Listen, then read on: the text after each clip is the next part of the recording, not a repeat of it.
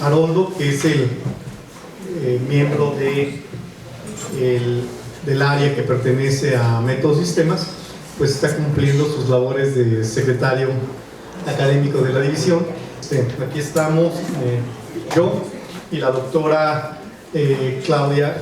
Bueno, por lo pronto la idea es primero pues mostrar un poco qué es el área, cómo ha funcionado, cómo está conformada y de qué manera ha estado abordando la situación.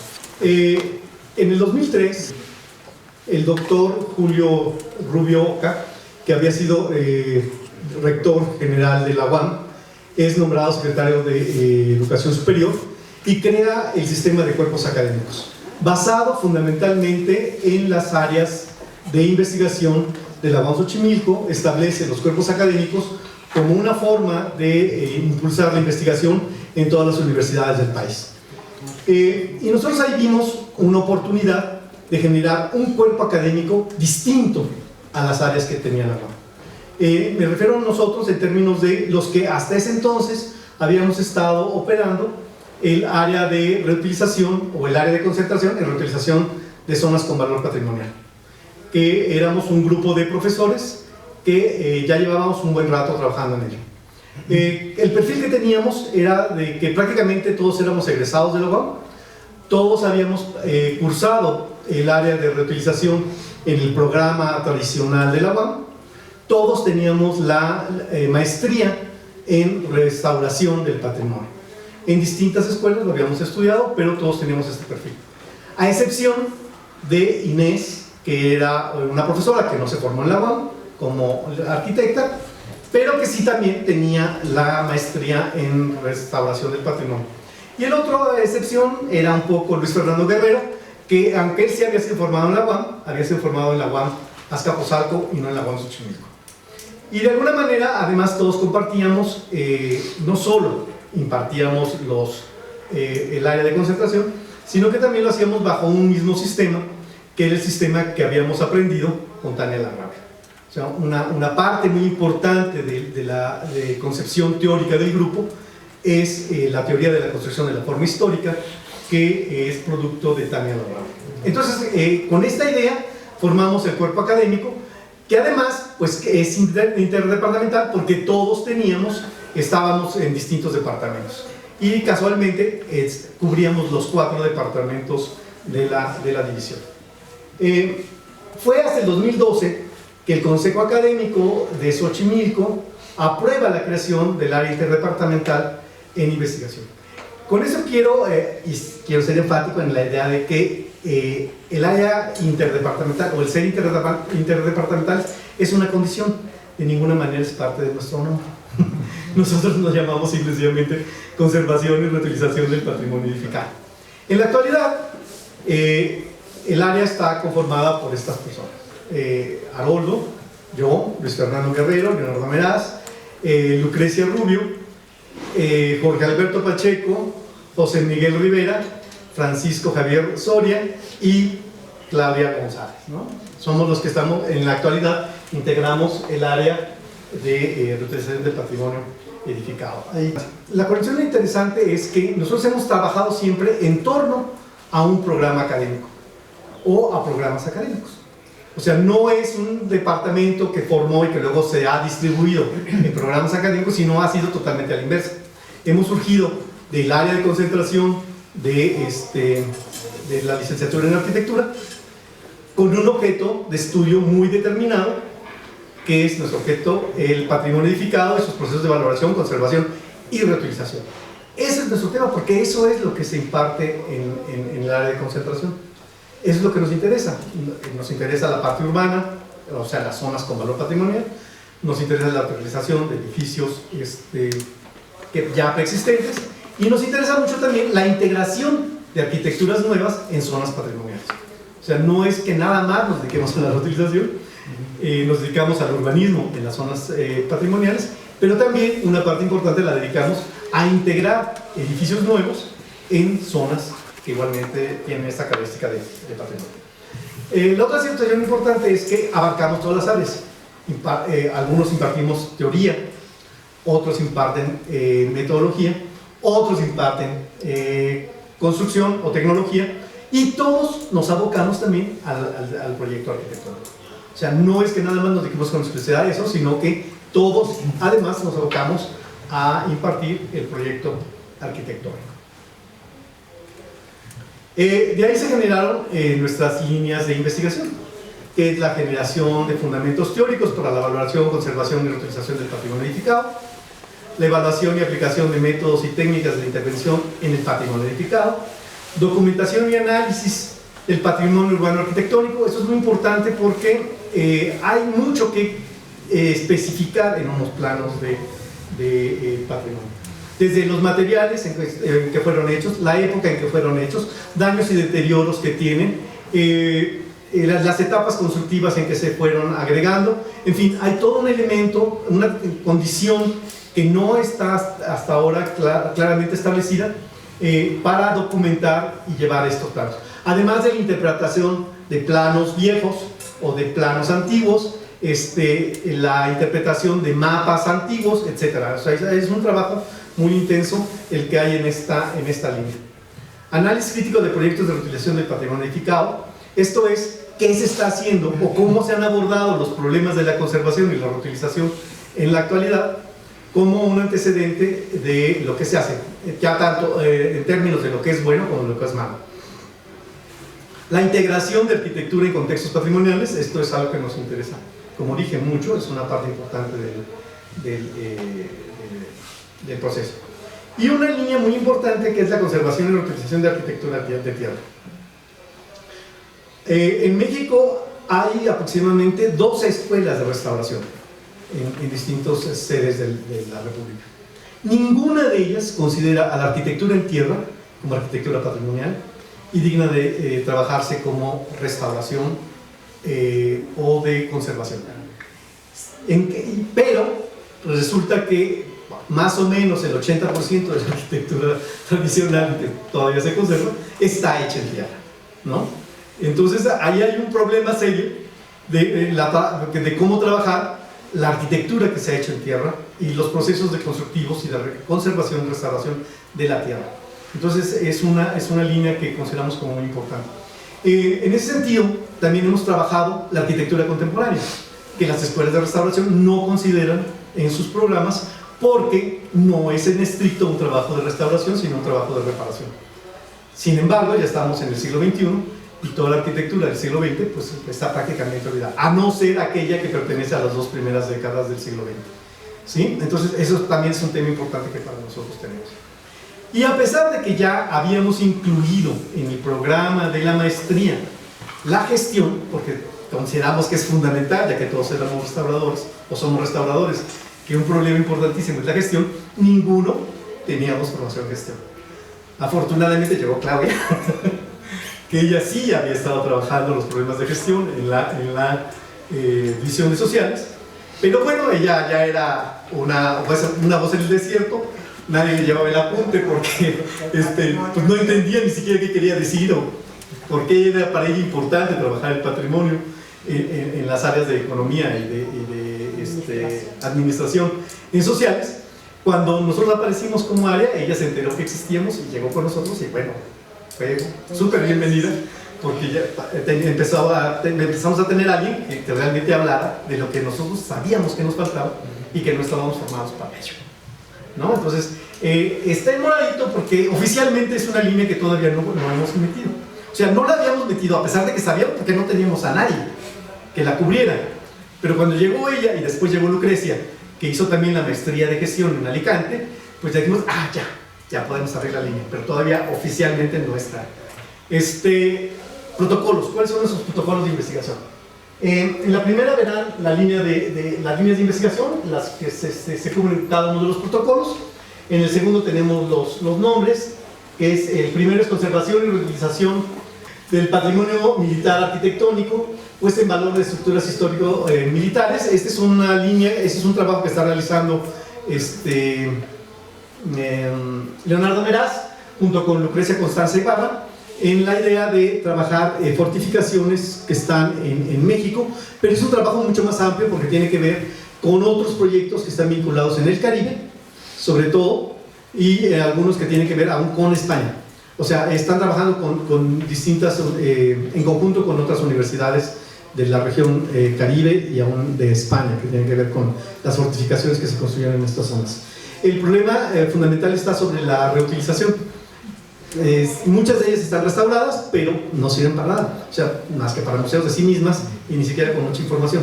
Entonces está tratando de verse qué se podría hacer con estas fortificaciones. Luego está el proyecto del cual yo soy responsable, que es proceso de valoración para la reutilización y conservación del patrimonio edificado. Este es un tema que tiene que ver mucho con la docencia, en términos de cómo les enseñamos a los alumnos, tanto de licenciatura como de maestría, los procesos de valoración del patrimonio, en la certeza de que patrimonio que no es valorado no es conservado. O sea, el primer proceso para poder conservar algo es que sea valorado, y entendemos claramente que los valores es un reconocimiento personal. O sea, no es algo que se le pueda otorgar a un edificio, decirle, te valoramos. No, cada persona tiene que reconocer que es valioso para que tenga intenciones de visitarlo, aunque sea de visitarlo, ya no de conservarlo, digamos, ¿no? Entonces, estamos viendo todo el proceso de cómo se llega a la valoración del patrimonio, y creemos que es algo muy importante, y de lo cual ha carecido mucho instituciones como el INAH y el INBA, en términos de que ellos se dedican a restaurar, y eso nos queda a nosotros como restauradores muy claro. El restaurador no valora, el restaurador restaura, simplemente porque ahí está. El reutilizador tiene que valorar para poder saber qué hace con el patrimonio, cómo lo modifica o cómo lo utiliza. Sí, es un proceso complicado y en el cual estamos metidos en esa situación. Luego está el proyecto del cual es responsable Javier Soria, que son materiales y sistemas constructivos de bajo impacto ambiental para la conservación del entorno natural y la edificación patrimonial. Esto es un problema que tiene que ver no necesariamente con la restauración, sino con la situación de impactar lo menos posible en una intervención a un edificio para poder conservar sus valores. O sea, es una situación que además tiene que ver con la innovación en materiales, y mucho tiene que ver con la conservación y restauración de edificios construidos con tierra. Esa es una parte importante. Luego, este es un proyecto que sigue, es el de José Miguel Rivera. Este está en proceso de aprobación, todavía no es un proyecto aprobado.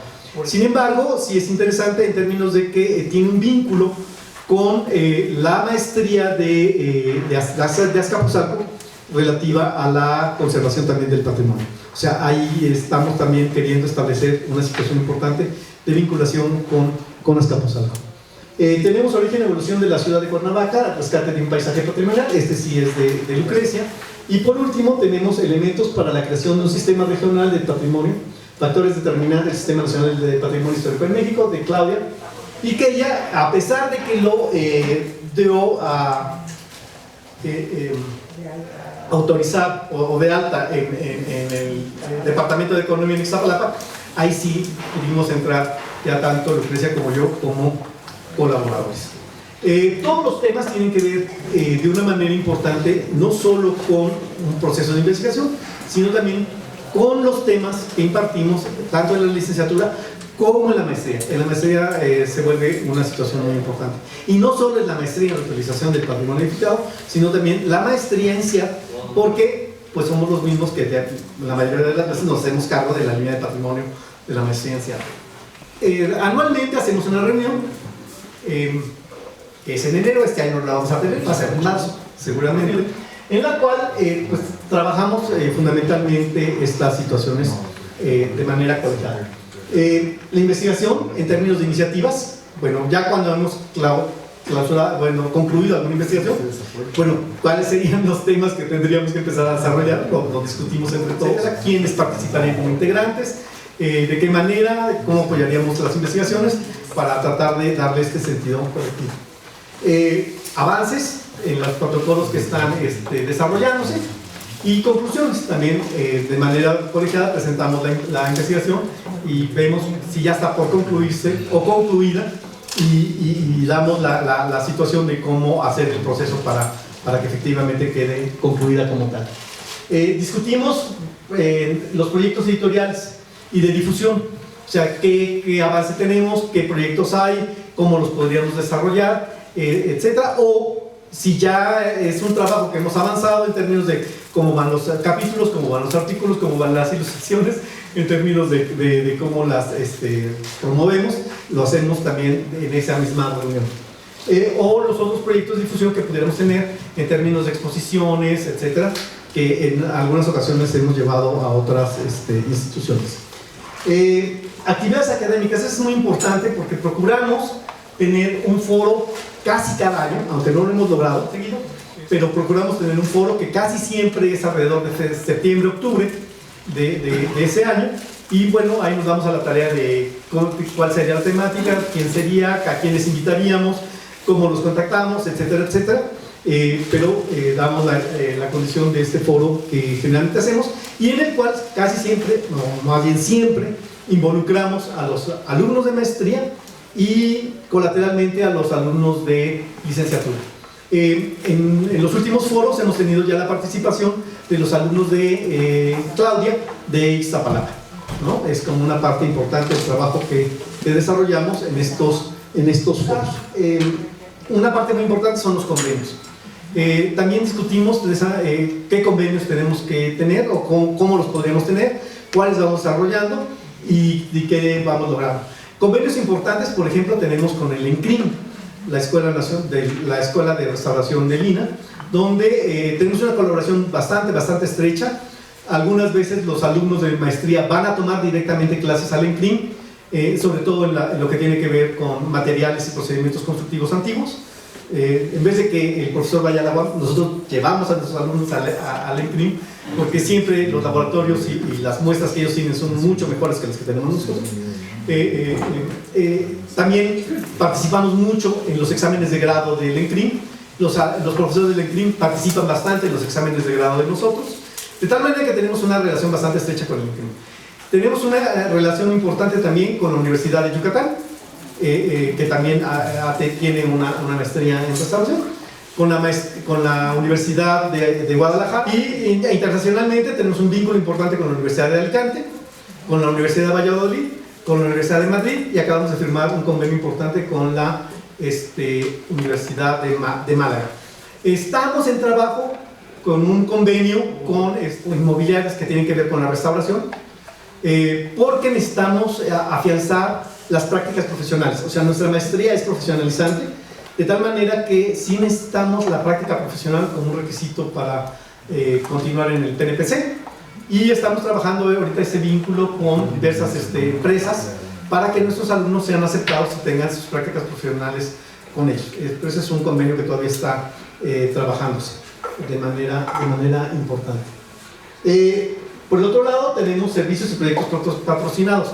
También en esta reunión discutimos si podemos abarcar la propuesta, si tenemos la capacidad de ofrecer, de cubrir ese servicio, o el patrocinio de alguna institución para poder desarrollar algún proyecto. O sea, creemos que esa es una parte muy importante, que si nos comprometemos lo cumplimos, pero pues somos pocos y estamos cubriendo mucho. Una parte muy importante de esta reunión es la docencia, en la cual establecemos quiénes y cuándo, cómo se van a impartir las clases, tanto en licenciatura como en la maestría y el doctorado. O sea, ahí establecemos, mira, fulano de tal, te toca tal trimestre, tal apoyo, tal lugar, en el trimestre de invierno, en el trimestre de primavera y en el trimestre de otoño. Y ahí nos repartimos toda la carga académica que tenemos para cubrir todas estas áreas. Entonces, es un foro muy importante el que establezcamos con anticipación todo lo que vamos a cubrir en docencia durante un año. Y cada 2 años analizamos el proceso de ingreso y admisión de alumnos a la maestría en reutilización. O sea, todos los años hemos ido cambiando un poquito el proceso de cómo los alumnos son admitidos en términos de fechas, horarios y de qué es lo que tienen que hacer. Originalmente era nada más una entrevista en la cual ellos presentaban un trabajo. En la última fue un proceso mucho más complejo, de hacer una repentina, de hacer todo un trabajo de redacción en el momento, de hacer un trabajo de comprensión de lectura en el momento, etcétera, etcétera, para poder tener una mayor claridad en cuanto a que los alumnos sean óptimos para el trabajo que estamos requiriendo. Entonces sí hemos ido evolucionando de manera importante el proceso de admisión de los alumnos, pero lo discutimos ampliamente en este foro de trabajo. Bien, ¿cuáles han sido nuestros productos? Como cuerpo académico, y aquí sí le hago el énfasis que fue cuerpo académico porque todavía no éramos área, lo primero que hicimos fue el diplomado en conservación y reutilización arquitectónica, que lo hicimos en el 2004. El cuerpo académico estaba recientemente formado cuando formamos nuestro primer diplomado.